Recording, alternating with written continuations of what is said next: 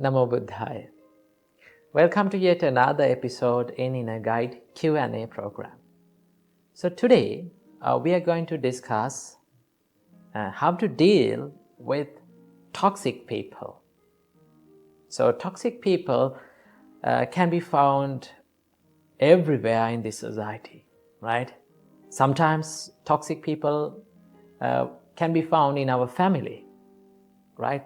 Maybe they can be found in our neighborhood.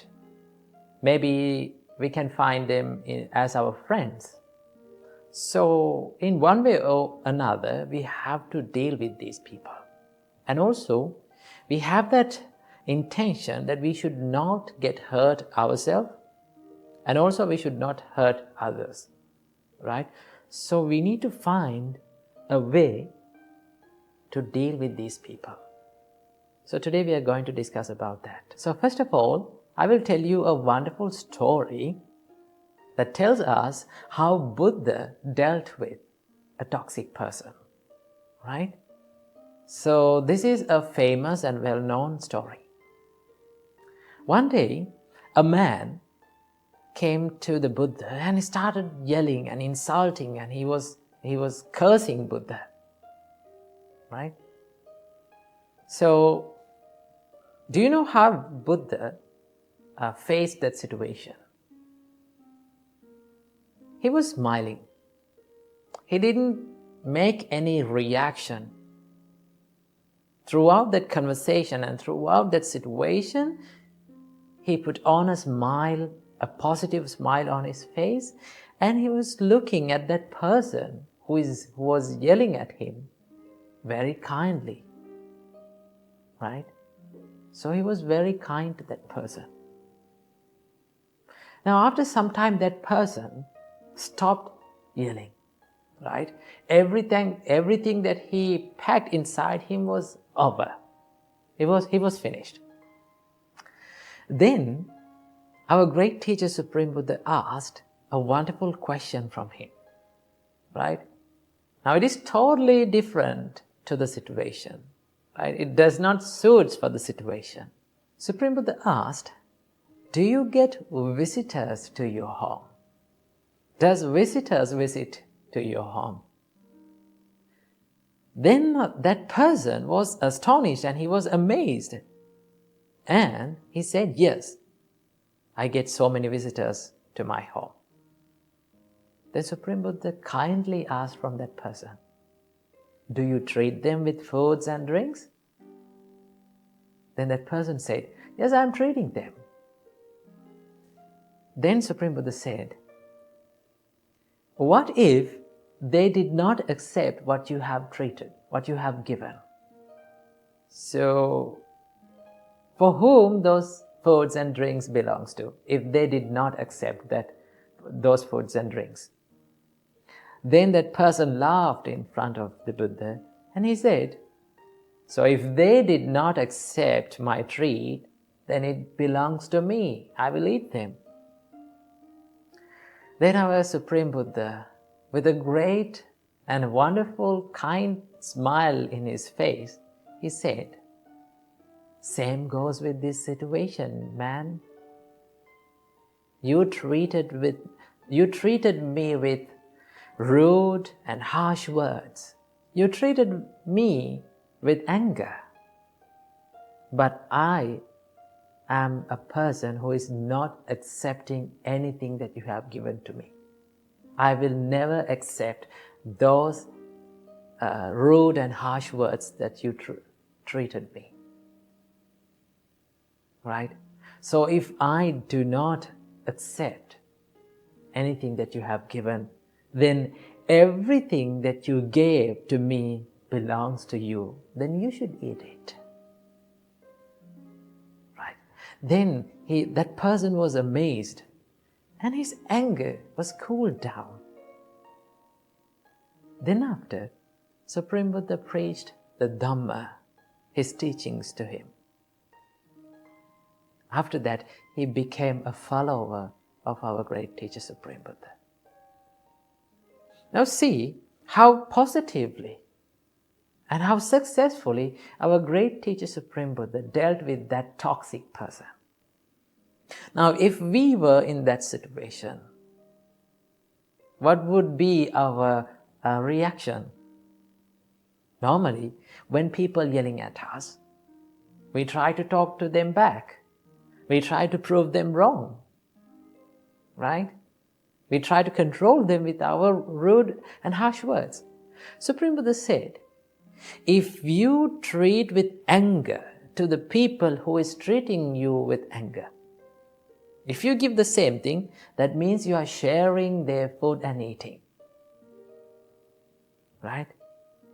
If you become angry, that means you are sharing their treats.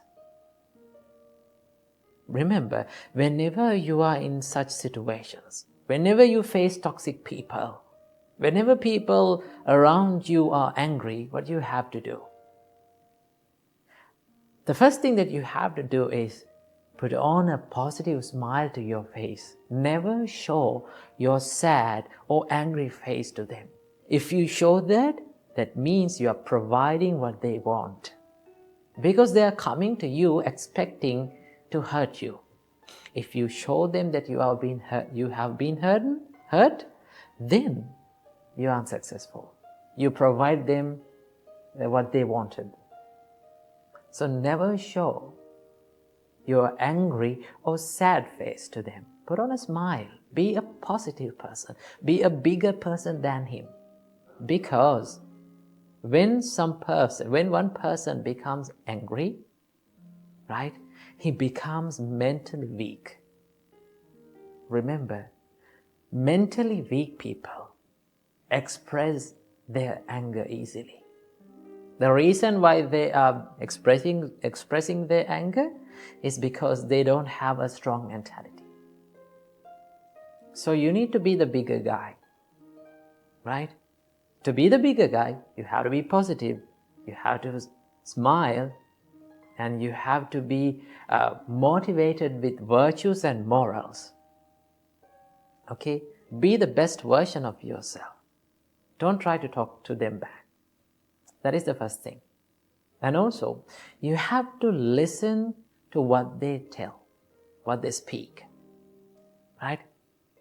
Set apart and leave behind the person. Don't care about the person. Care about what they say. Right? Sometimes they may be yelling at you because of a mistake that they think that you have done, but in reality, sometimes you haven't done it. So what you have to do? You have to listen to that and understand what they say. Right? Give a big attention to what they say.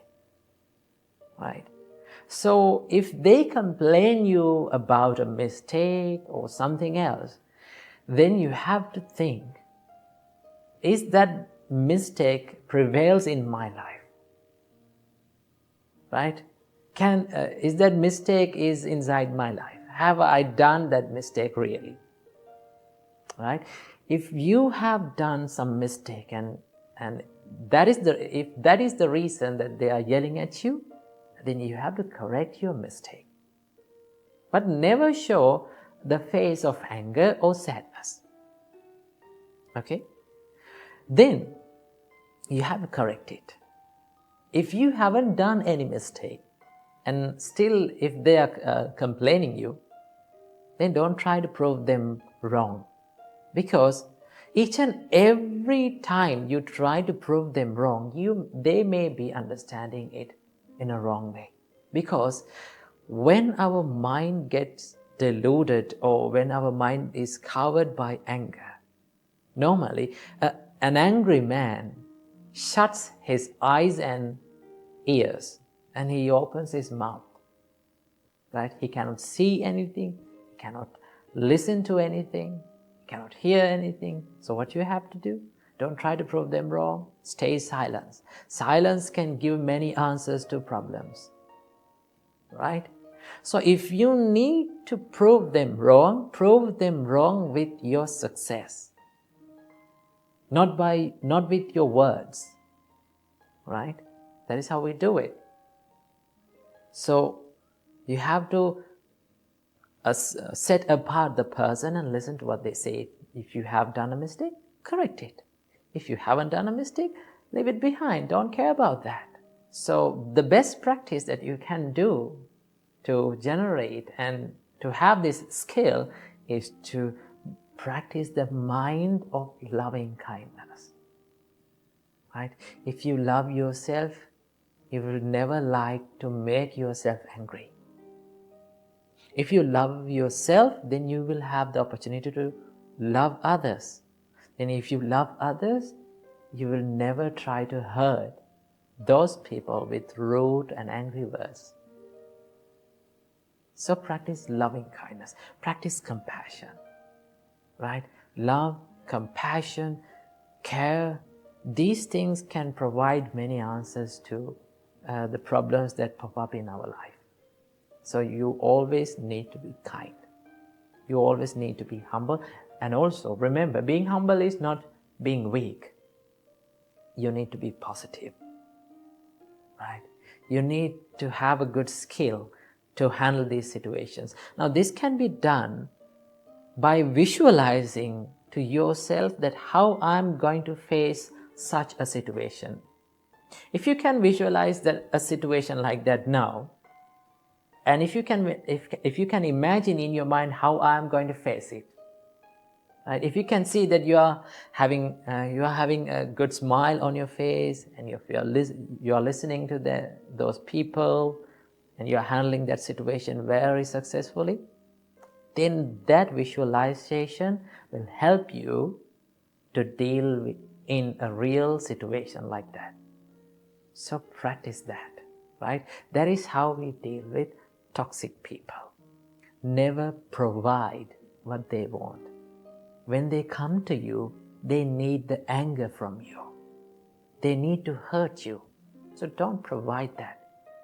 If you did not provide it, you will handle it successfully. So I wish you all, may all of you have that wonderful skill to deal with the toxic people successfully. I'm a good person. I help everyone. I don't hurt anyone. I can see myself as a good person. But still, why all these bad things? Why all these painful things, sufferings happen to my life? Why life always keep testing me always? Well, these questions we've asked most of the times in our life, right? Do you know how Buddha saw this? In the night of his enlightenment, the first thing that he realized was that life consists of suffering. Suffering is a part of everyone's life, right? So Buddha did not say suffering as a part of good people's life or a bad people's life. Buddha saw that suffering was universal, right?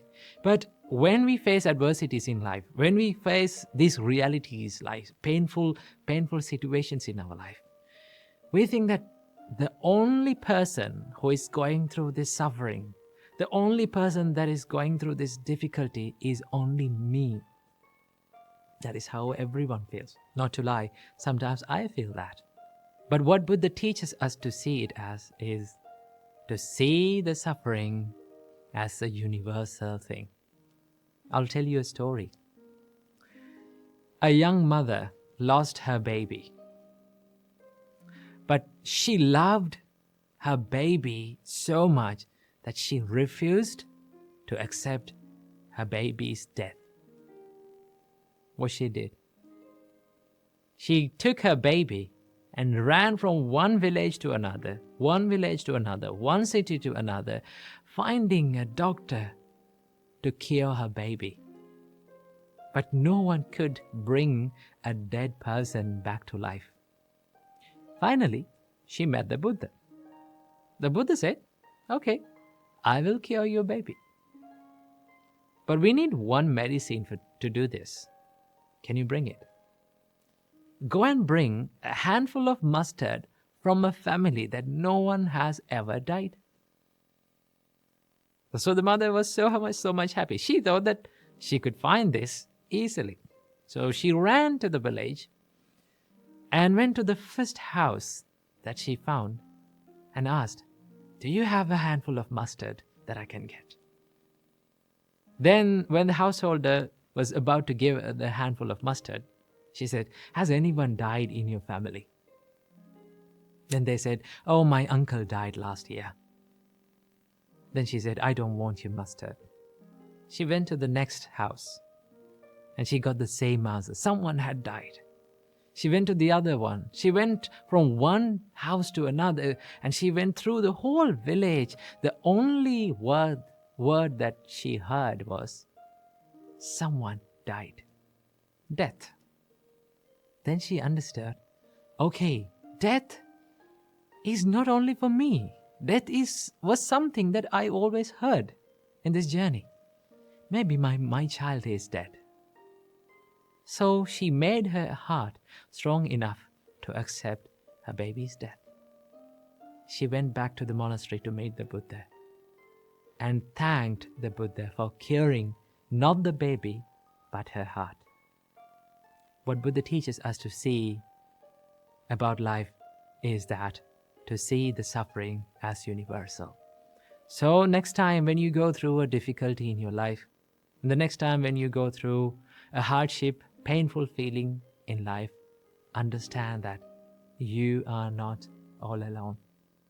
There are so many people who is going through in life that's in the same situation, the suffering. Okay? Most of the time, we try to remove the suffering from life. We always wish that this suffering was not there in our life. Right? We go to sleep thinking that next day morning when we wake up, all these things will be a dream. All these problems will disappear. But the reality is, when there is suffering in life, there is suffering. So that the first thing that we need to do is that accept that there is suffering in life. So the whole point of realizing the first noble truth in Buddhism is to accept the suffering as it is, to see the suffering as it is. Only when you accept the suffering, we can cure it. We can find a remedy for it. First of all, you need to accept that there is pain and suffering in all of our lives, right? And then we can choose what to do with it. Most of the time, we spend a lot of time worrying about changing what we can't change, right? But it all depends on how you choose to react to these experiences in life. Most of the time, these painful feelings, sufferings that comes to our life are blessings in disguise, right? If we did not get difficult situations, if we did not get hardships to our life, right, challenges in our life, how can we develop a strong mindset, right? There's a saying that if you need to learn how to swim, what do you have to do? You have to jump to the pool. Somehow, you have to experience how drowning feels like. Only then you can realize that what should I do to learn how to swim, right? In the same way, there is no use of trying to avoid or wishing and praying that suffering was not there in life, right? There's no point of wishing and praying that, please don't give me suffering. Always wish a mindset that you can face strongly to all these sufferings and painful situations in life. Whenever you get a strong mind to face any kind of challenge in your life, then you can be happy and in peace, because you're ready for anything in your life, right? So always wish a strong mindset that you can face any challenge, any difficult situation in life. So remember that not only bad things happen to good people, good things also happen to good people. And also, sometimes you may think, why all those good things happen to bad people, right? It is not always the case. Good things happen to bad people, and also bad thing happens to good people. That is the law of this world. So we all need to develop the mindset to see the suffering as a common truth to everyone, not a personal thing. So I wish you all, may all of you be able to develop a strong mindset to face any challenge in all of your life. Still, I can remember this incident. When I was little, when I was at school, one of my teachers came to our noisy classroom and she asked from us, "Do you know why you have given 2 ears and 1 mouth?" Then she said, "The reason why we have given 2 ears and 1 mouth is to talk less and to listen more." Ladies and gentlemen, when we deal with people in our relationship life, in your family life, in your workspace, if you have this quality of active listening, that can help you in many ways. This quality can help you in many ways. Okay? Now, so many people come to our temple and they talk with the monks with their problems and about their family problems, the problems in the workspace. And there's one thing that they all say, and that is, they say, they are not listening to me. They are not willing to pay attention to me. They cannot understand me. That is one thing that they say. So, if you have the art of active listening, if you practice the art of active listening, you will be liked by many people, right? People always like to talk with someone who is paying more attention to them, right? If you consider about the Buddha, Buddha was a great listener. At one time, one man comes up to the Buddha and he starts insulting him, right? He starts blaming him. All through that incident, the only thing that Buddha did was he listened to that person, right? He paid a good attention to that person. And in another time, one lady comes with her son died on her hand, and she was wailing and she was lamenting in front of the Buddha. And the only thing that the Buddha did was, he paid attention to that lady's suffering, right? He listened to that lady's suffering. So, if you can practice this art of active listening, if you can listen more and talk less, people will start to like you. Remember that. For an example, if you come up to me, right? If you wanted to talk about a problem that you are having in your life, and from the beginning of the conversation, if I started to give you instructions and give you the advice and my opinions about that problem, what would you feel? You will start to think like, this monk cannot understand me. He's not willing to pay attention to me. He's not willing to listen to me. So, practice this art of active listening. So how can we practice the listening? Well, the Buddha said that all the words that we speak from our mouth is pre-processed in our mind. That means we think first all these words and then we put it into our mouth and we speak. So if we can be mindful about what we think, what is going on in our mind, then it is very easy to control what you speak. And then it is very easy to know when to speak and when not to speak. So this practice is called, being mindful about the thoughts is called Chittanupassana in Buddhism, right? For that, the only thing that we have to do is like just sit in a quiet place and just watch our thoughts, what comes to our mind. We don't want to react with that thought. We don't want to chase behind that thought. Just identify the thought as just a thought. That is one practice that you can practice to be a good listener.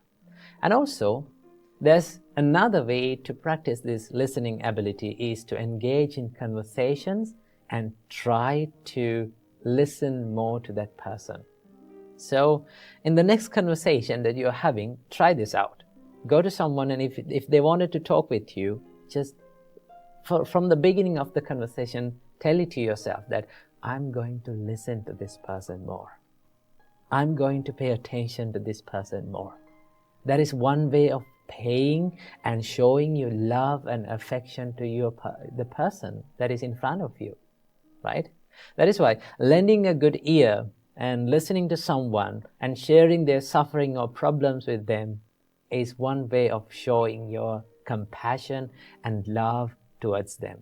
Okay? So in the next conversation, when you go through that, just listen more to them.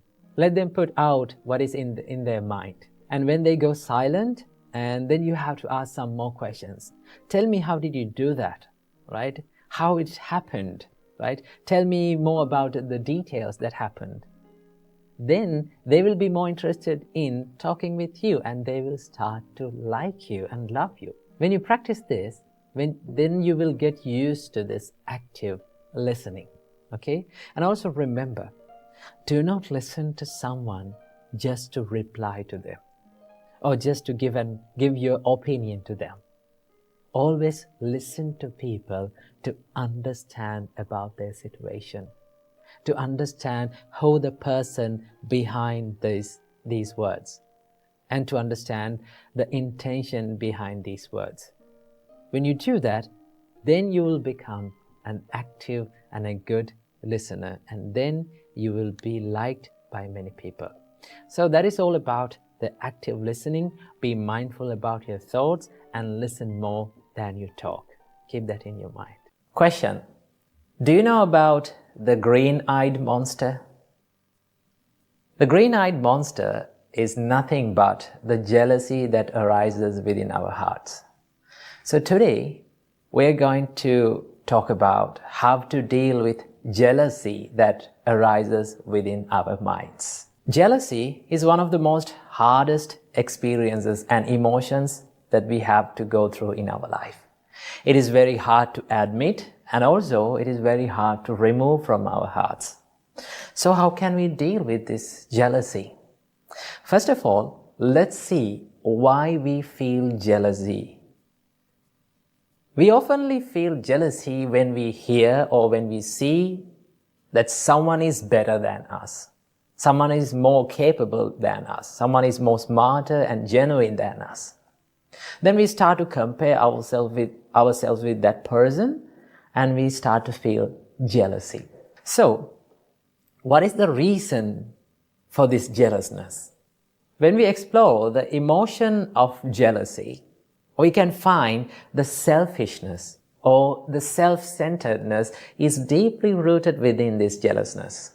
That is why we feel jealousy all the time. So selfishness means that if someone is thinking only about that person, and if he is thinking that he is the greatest person of all, so chances are very high for that person to feel jealousy on people who are better than that person. So, how can we deal with this? And how can we stop this jealousness? There are a few things that you can do, right?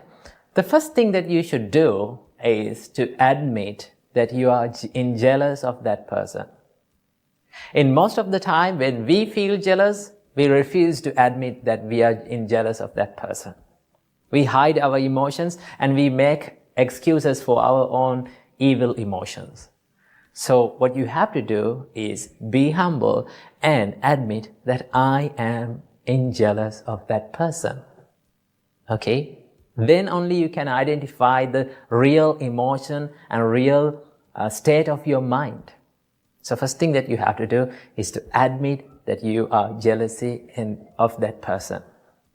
Second thing that you have to do is to realize that we all are different from one to another. For an example, there are 4 elements in this world: the water element, the earth element, air element, and the fire element. These are the 4 elements that prevails in this world.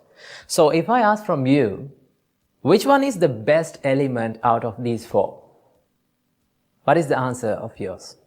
You may say that we cannot compare these 4 elements because these elements are unique from one to another. They serve differently to this world, so we cannot compare. We cannot say which one is the better one. Same goes with our human lives. We are different from one to another. There are no same and identical people in this world. Even the identical twins are different from emotions and feelings. So that is why we should not compare ourselves with others, right? We all are different. And also you have to realize there is a person always in this world who is better than you, right?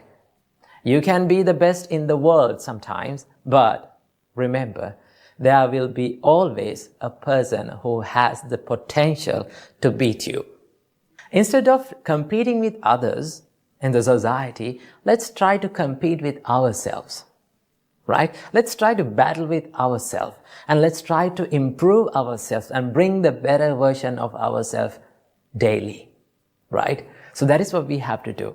Your competition should not be with the people who are around you, but your competition should be with the person who is inside yourself, right? Try to bring the better version of yourself every single day. When you're competing with yourself, there's no competition with others in the society, and you will never feel jealous on them, right? And also there's a special practice that our great teacher, Supreme Buddha, taught us to do whenever you feel jealousy. What is that? It is one of the most coolest practices in Buddhism. It is called mudita. The Pali word is called mudita. Mudita means the appreciative joyfulness, or in another word, the sympathetic joyfulness. When you practice mudita, you will have the ability to wish the well-being of the people around you. Whether he or she is better than you or lower than you, you can have the ability to wish the well-being and the development and the success of the people, right? These are the thoughts of mudita. So how can we practice these thoughts of mudita? There are a few simple things that you can do, right? Try this out every single day. Whenever you get up from the bed in the morning, right? Just don't rush into distractions quickly. Just sit on the bed, close your eyes, and wish the well-being and the development and the success of all the beings in this world equally, right? You can close your eyes and think, may all beings in this world be well and happy. May they be successful in their life. May they be developed with the successness. When you think and when you mean these emotions from your heart, you can develop the mudita within you. And when you're going to the society and when you see the people who are better than you, who are more capable than you, then automatically the thoughts of mudita will come to you and it will take control of your emotions, right? So never let that green-eyed monster or the jealousy to take control over your mind. Instead of that, let's practice the mudita and let's wish the well-being of the people, right? So be a big fan of watching people and being happy by seeing they are growing up in their life and by seeing they are becoming successful in their life. Because at the end of our life, we all have to leave this world and we take nothing from this world, right? So that is why we need to collect more good deeds and we need to practice more good emotions within our hearts, okay? So never be jealous at people because there's nothing good that we can gain by mere being jealous on other people, right? So practice mudita, appreciate and be happy by seeing the people growing up in their life. When you become happy by seeing the success of others, you can be happy about yourself also. Welcome to another video. In today's video, let's talk about how to control these emotions of anger. Well, anger itself is a natural human emotion. We all feel angry. But if we do not know how to control this emotion, if we do not know how to deal with anger, sometimes it can be destructive. And if we let that anger to control over our life, we will get into lots of troubles. So, today, I'm going to introduce you a little practice that you can practice in your practical life to deal with this emotion. Well, first of all, I have to remember, none of these practices are easy. In fact, nothing in life that brings us the happiness, that brings the peacefulness to your life is not an easy task. It is a difficult one. Though it is difficult, we cannot abandon it because we like to be happy and we like to be peaceful in our life. So that is why Buddha said that everything that brings the happiness to your life is a difficult task. So what are the things that we can do to deal with these emotions of anger? Well, the first and the foremost thing that you can do to deal with these emotions is to acknowledge that your thoughts are in anger. If you don't know your thoughts are in anger, you cannot deal with it. So this includes the mindfulness, right? Whenever you are about to get angry, whenever you feel that you are triggered by this anger, just ask this question, what am I thinking now? In which mode my thoughts are in now, right? Whenever you ask that question and whenever you answer it, you can find, oh, I'm about to get angry now. Now my thoughts are in anger. That is the first step, to know that you are angry. Then it comes to the second step, right? So in this second step, if you look at this, if I ask a question from you, whenever you feel angry, imagine a situation that you have felt angry about something or someone, right? How your breathing pattern works. How our breathing pattern changes when we feel angry. It speeds up and we take short breaths, right? So that gives the sign to our body, that gives the message to our body that now you're ready for getting angry.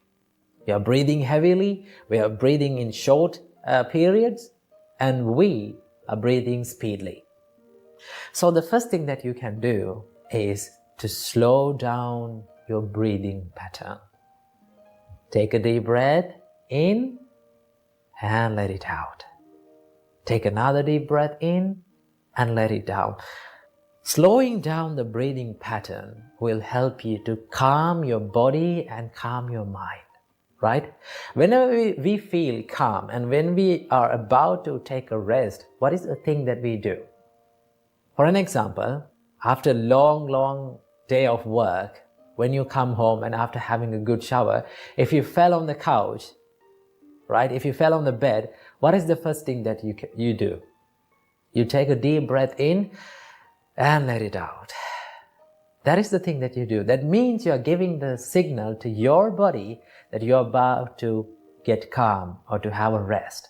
So the thing that we have to do, whenever we feel angry, whenever we feel we panicked, just give the message to your body that be calm by taking 2 to 3 deep breaths in and out, right? So breathing can help you a lot. Then as the third step, now you're a little bit peaceful and calming. Now you can wisely reflect on your thought pattern. When you reflect about your thoughts, you can find, why did I become angry with this person? What is that? Then you can find that anger does not prevail in the outer world, in that person or that thing, specific thing. Anger prevails in my mind, right? It is something that I have created. Whenever you come to a situation that you are triggered to be angry, you come up with these two choices, either to react with negativity or to respond with positivity. That is up to you, right? And your experiences and your good and bad experiences depends on these choices that you make. So you totally have the power and you totally have the privilege to respond with positivity, right? So you have to believe in patience for that. Remember, there is nothing in this world, there is no problem in this world that has been solved with anger. That is why Buddha said, anger does not cease by anger, or hatred does not cease by hatred. Hatred is ceased by love and kindness only.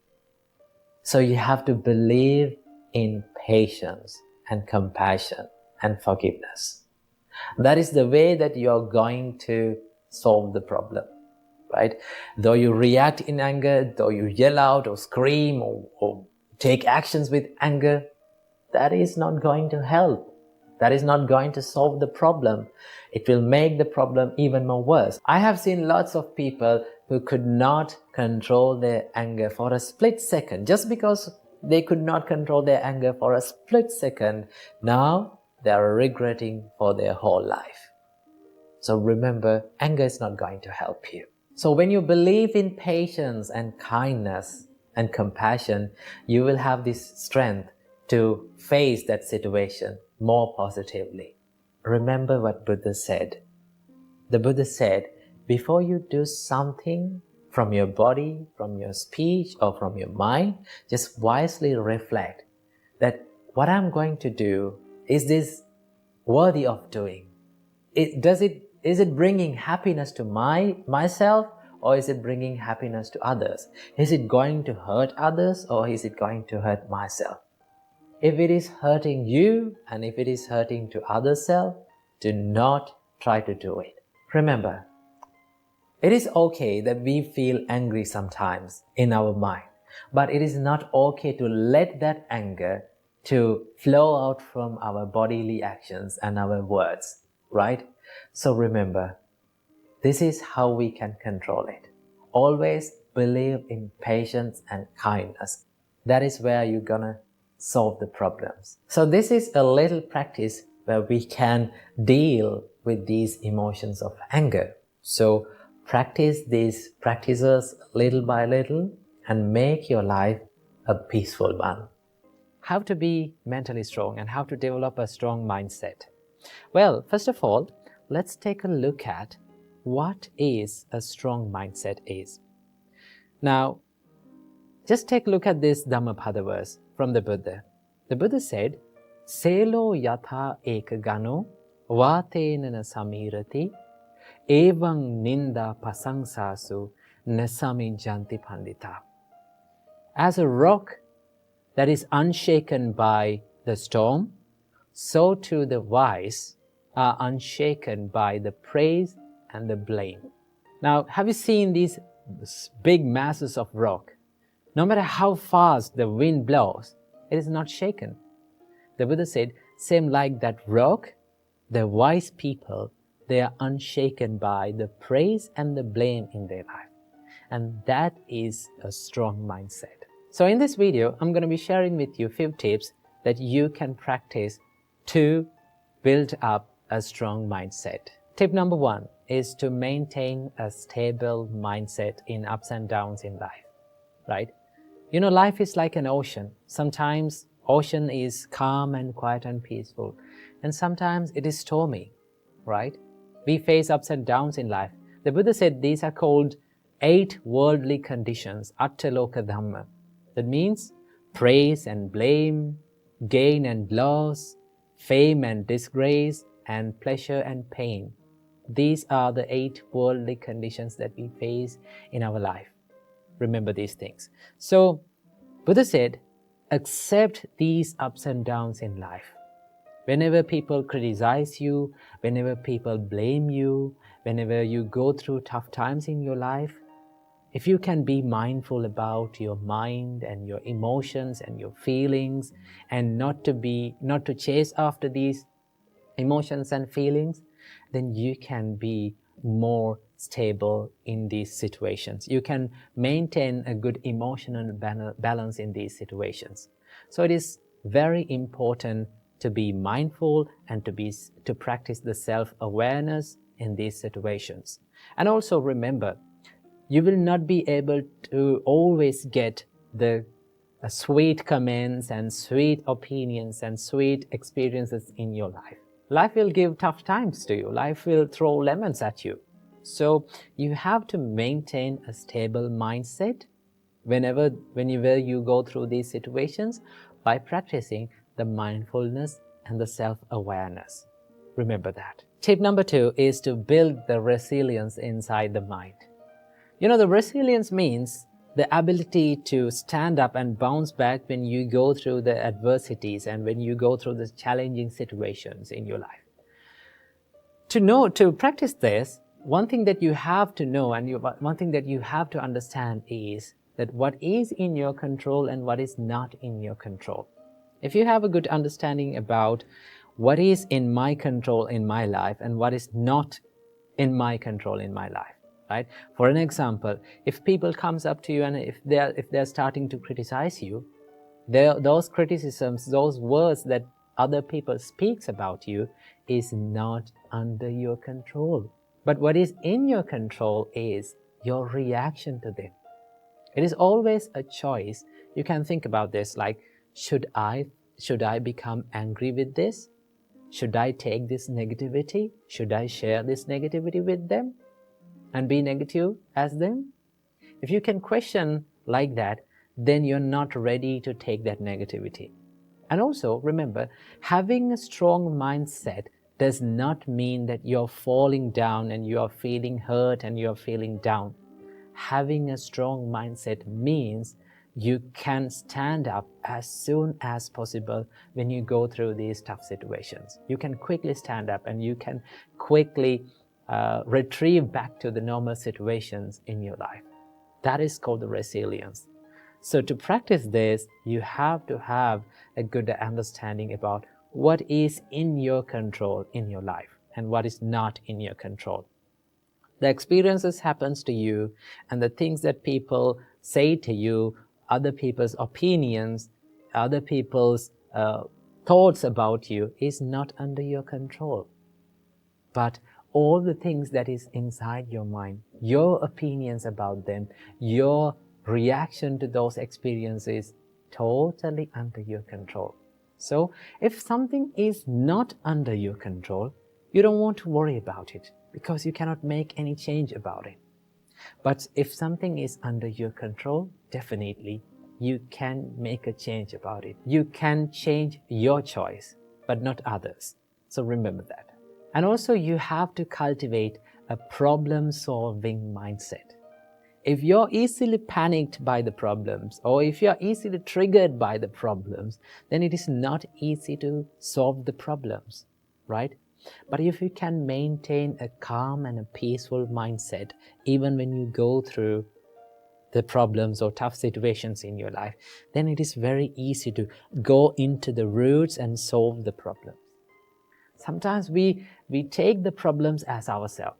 Like we think, we are the anger, I am this problem, why is this happening to me, right?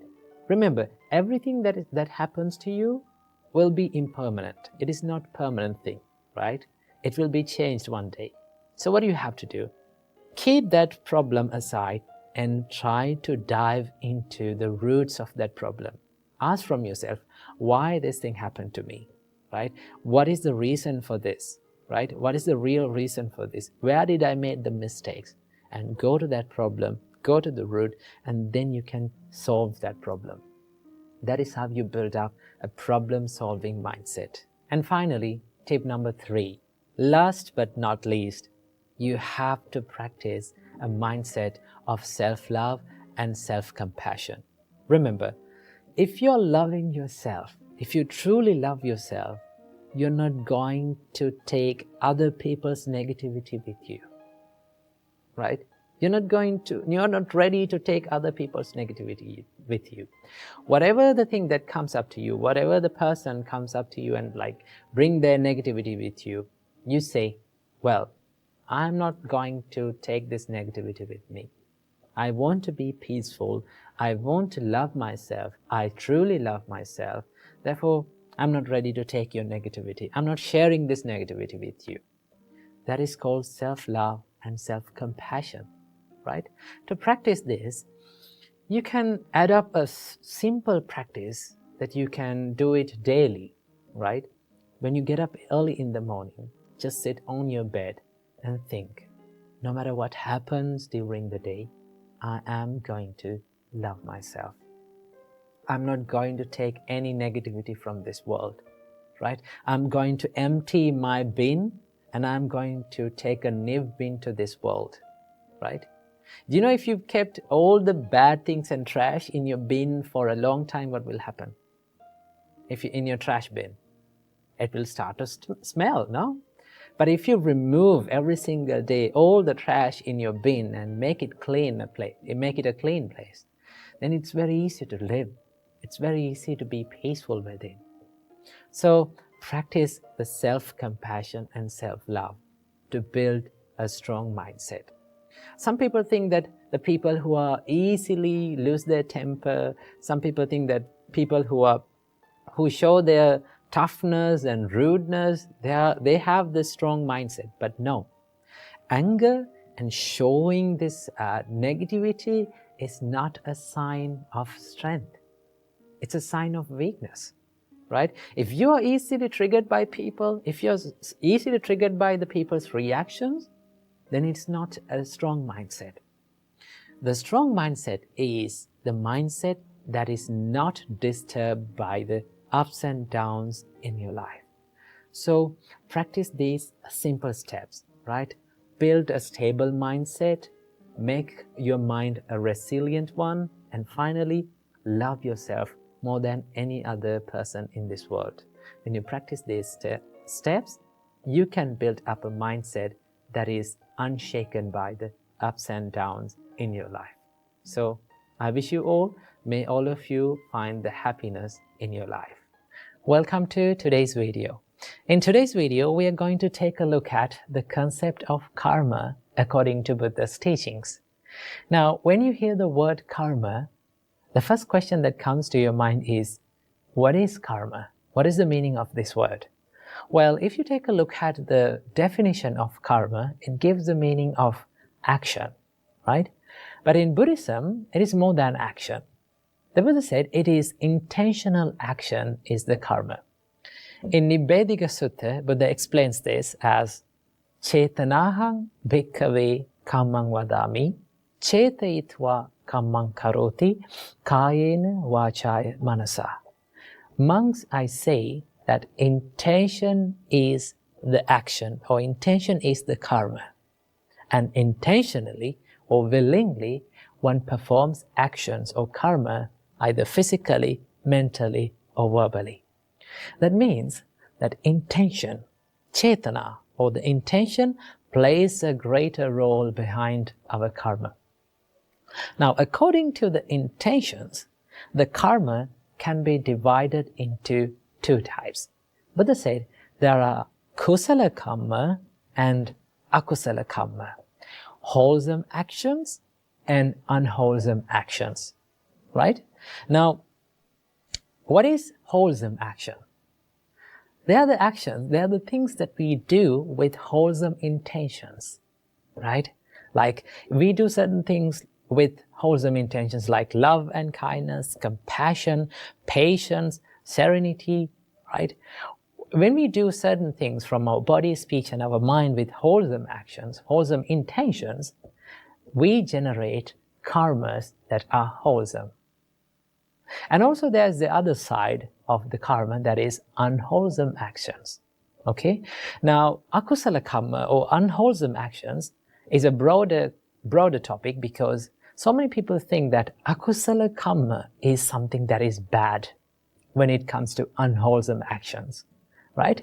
Akusala karma is not only bad, but also there's another hidden meaning behind this. And that is, there are certain things, there are certain actions that we perform during our day-to-day life, right? They're the things that we do in day-to-day life, like talking and writing and like sleeping and traveling. We need actions and we need intentions to do this. Intentionally we do all the actions. But they're not certainly unwholesome. So the meaning of akusala karma means the actions that do not fall under the wholesome actions or kusala karma. Of course, there is the unwholesome actions or the bad karma or the evil karmas that we do, and also there is other neutral karmas that we perform during our day-to-day life. So they are called the unwholesome actions, right? So based on the intention, the karma can be divided into two different parts, and they are wholesome actions and unwholesome actions. Kusala karma and akusala karma. Okay? And the word karma does not come alone. It comes with this word vipaka or phala, right? Vipaka, the word vipaka gives the meaning of result or outcome. And the word phala gives the meaning of the fruit. Okay? Now the word phala is a great word to understand about the law of karma. Let's understand about it in this way. Let's say I planted a mango seed on the ground. In few years' time, what do I get? I can have mangoes, right? And also, if I planted a chili seed, in few months' time, what can I get? I can get chili, right?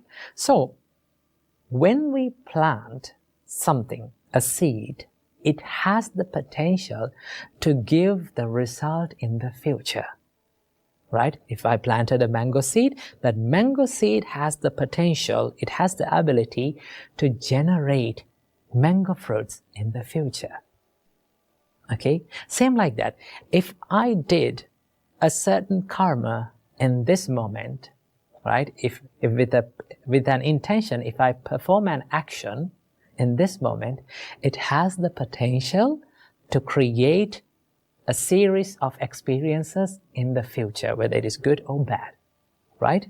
So remember, the vipaka is the effect that we are going to get in the future, right? Now, this whole idea behind this law of karma is the law of cause and effect. When we make the conditions for something, then we are going to get the results out of it in the future. Now, the nature of the results highly dependent on the nature of the karma that we perform today. Let's understand about this in this way. Now, I planted the mango seed, right? That mango seed had the power to generate mangoes in the future, right? But if I wish this mango seed to give chilies in the future, no matter how hard I wish, I will never get chili out of it. I get mangoes because it has the nature of generating mangoes. Same like that, right? If I did an action with an intention, it has the power to generate the experiences or the vipakas in the future. So if the nature of this karma that I am performing today has the intention of wholesome, or if I did with a pure mind, a pure intention, it can generate desirable experiences in the future, desirable results in the future, because that is the nature of this seed of karma. In the same way, if I did something unwholesome with an unwholesome intention, I will get unwholesome or undesirable experiences in the future, because it has the nature of generating undesirable experiences in the future. So this is the whole idea behind the law of karma. Now, why do we need to understand about the law of karma and how karma works? Now, if you had a good understanding about the law of karma and how karma works, it is very easy to be compassionate on others. And it is very easy to be compassionate on yourself. Right? There are certain things and certain experiences that happens due to our past karmas. Right? Now, according to Buddhism, we believe that we are coming from a long journey of rebirth that is called samsara. Now, in this long samsara, we have performed both good and bad karmas. So, in this life, we are going to get some sort of experiences from our past karmas. Okay? So, if you take a look at that, when the tough times comes, when the problems comes to your mind, sometimes people blame to themselves. People hate themselves and think like, I'm a bad person, right? I'm a bad person, I'm a negative person. No, right? Just because you performed a bad karma doesn't say that you're a bad person, okay? Because each and everyone, we are living in this society, in this world, perform good and bad karma, okay? So we don't want to hate ourselves. We can be compassionate on ourselves, right? Everyone is subjected to this law of karma. And also, if you have a good understanding about the law of karma, it is very easy to be mindful and be in this present moment. Why? Because sometimes we worry about the things that has happened in the past, right? We worry about the things that we have done in the past. And we think like, oh, I did this thing and my whole life is ruined, right? Of course, you cannot change the past, right? That is the truth. You cannot change the past. And also, you cannot stop the outcomes of the things that you have done in the past, or the results or the vipakas that you have done in the past. Okay? You cannot change it. What is within your control and what you can change is this present moment. And if you become mindful about this present moment, then you can create good karma, not the bad ones. So I hope you got a little understanding about the karma and how it works. So until next video, stay happy and stay safe. Welcome you all wonderful people and my dear sons and daughters. Today, we are going to learn about the essence of Buddhism. Now, you may be having a question. What is the essence of Buddhism? What the Buddha really teach to us? Well, the Buddha answers this question from three separate verses, where you can find them in Dhammapada. In case if you are wondering what is Dhammapada, Dhammapada is a set of verses which was originally preached by the Buddha in certain occasions due to certain incidents that happened in the Buddha's time. So we have 423 verses in Dhammapada, which are categorized into 26 chapters. And in the 14th chapter, which is known as the Buddha Vagga, which gives the meaning of the chapter of the Buddha preaches and Buddha teaches us about the essence of the advice of the Buddhas, or essence of the Buddhism. Now, first of all, in this video, I'm going to share with you the first verse, and also I'm going to make another 2 videos for the other 2 verses. So from this video, we're going to learn the first verse and the meaning of that verse. So before everything, I'm going to chant it for you. So listen closely, and after that we are going to learn the meaning of it. The verse goes like this. Sambha papassa akaranang kusalassa upasampada sachitta pariyodapanang etang buddhana sasanang. Okay, let's learn the meaning of that verse. Sabbha papassa akaranang kusalassa upasampada. Let's take these 2 lines and learn the meaning. Sabbha papassa akaranang. Buddha teaches us, avoid all evil deeds. Avoid all evil things from your life and cultivate the good or the wholesome things in your life.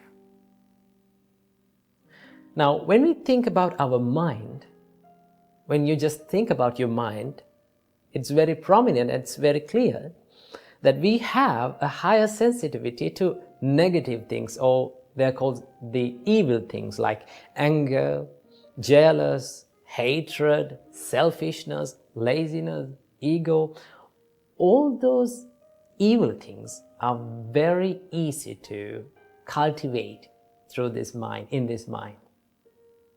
Is that true?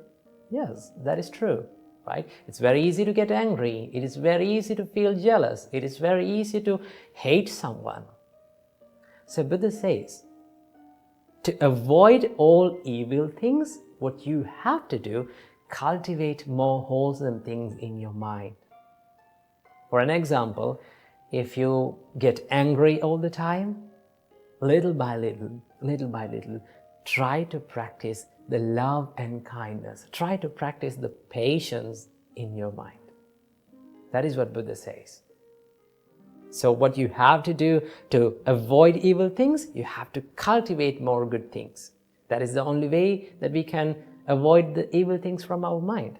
To avoid any kind of bad habit, the only way is to replace that bad habit with a good one.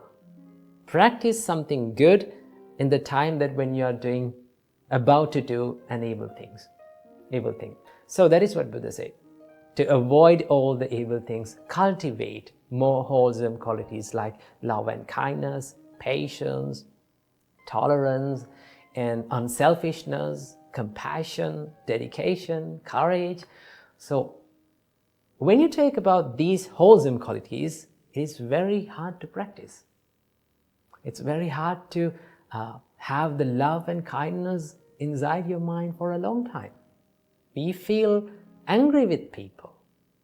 But although these things are hard and difficult to do, what we have to do is we have to practice it little by little. We will fail, we will fall, we will cry. But we should not give up. That is what Buddha said. So to avoid all the evil things and to cultivate more wholesome qualities, and also Buddha said, sacitta pariyodapana, to cleanse one's mind. Now Buddha taught us, when you get these evil thoughts, these are called the defilements, right? The greed, the hatred, and the ego, or which we called the delusion. These three defilements makes our mind impure. Buddha said that the normal nature, by nature, our mind is very pure and it's very bright. But when we have this incoming defilements like greed, anger, and delusion, selfishness, what happens to our mind is it becomes impure. So to make your mind pure and cleanse it, cultivate the wholesome qualities in your life. Buddha said, etang buddhana sasanang. This is the advice of the Buddhas to this world. So see how peaceful advice that the Buddha gave to this world. So everyone can practice this, right? There is no religious difference, there is no any bounds or any rules to practice this. Anyone can. We all can practice this, right? So when we practice, what happens to our life? We get happiness, right? We get that self-happiness about our life. So many people out there, they don't have that ability to be happy about themselves because they are doing these evil things. These evil things bring the sadness and the suffering and the regret to our life. So easily, the Buddha said, instead of doing evil things, try to practice something wholesome, something good. So what we all have to do, regardless of any kind of religion, we have to cultivate more good deeds and good emotions and good intentions, good thoughts inside our mind. As a result, surely we will get the happiness to our life. So do good and be good.